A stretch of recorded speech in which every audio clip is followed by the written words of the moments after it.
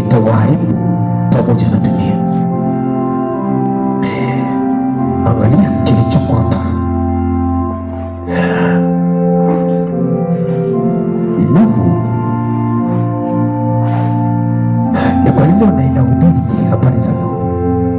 Au ni kwa nini nakwambia habari za Nuhu? Ninakwambia habari za Nuhu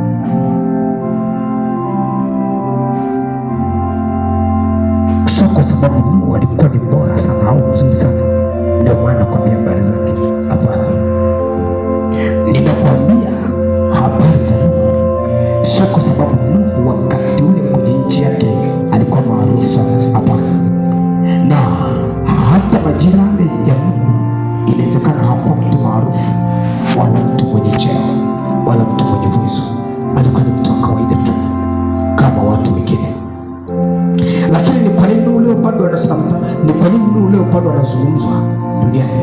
Okay, ni kwa nini Nuhu anazungumzwa duniani, na ni kwa nini rika la Nuhu, majamaa zake, marafiki zake hawajazungumzwa leo, hawapo na hatujui kumbukumbu lao.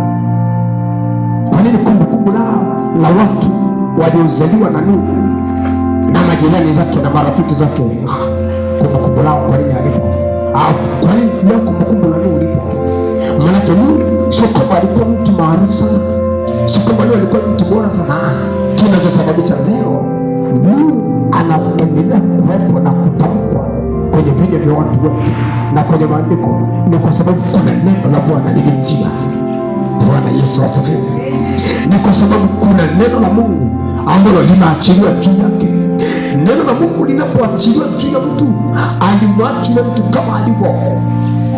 Na neno la Mungu ambalo limetumwa kwako, lilikuwa limebeba kusudi fulani kwa ajili yako, alikuachi maisha yako kama alivyokuwa tena jana. Hata kama limetokea leo, neno limetumwa kwako leo, limetumwa kutekeleza kusudi fulani, hautabaki tena kama ulivyokuwa masaa machache yaliyopita.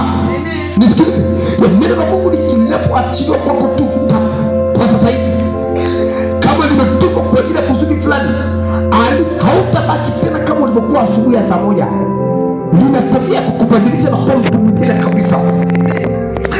Angalia leo Nuhu anabadilisha historia. Leo Nuhu anazungumzwa duniani kote, kila mahali Nuhu anazungumzwa. Kwa nini? Sio kwa sababu alifanya mambo mengi makubwa, ni kwa sababu kuna neno la Mungu lilimtokea, alafu neno la Mungu likabadilisha historia kabisa maisha yake. Biblia inasema Sauli wa Kishi wakati punda wa baba yake mzee Kishi anapotea, mzee alimwambia nenda akatafute punda. Alafu nje Sauli akakutana na Samueli.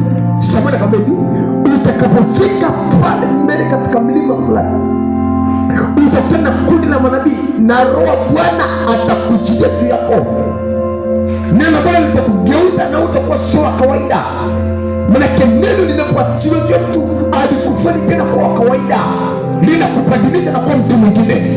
Nasema ndivyo kuanzia majirani Sauli akabadilika kabisa, kutoka kwenye kwenda kuchunga punda na kutafuta punda kama mtumwa, lakini akawa mfalme wa Israeli. Bwana Yesu asifiwe. Amen. Bwana Yesu asifiwe. Amen. Akawa mfalme wa Israeli. Sio kwamba Sauli alikuwa ni mfalme.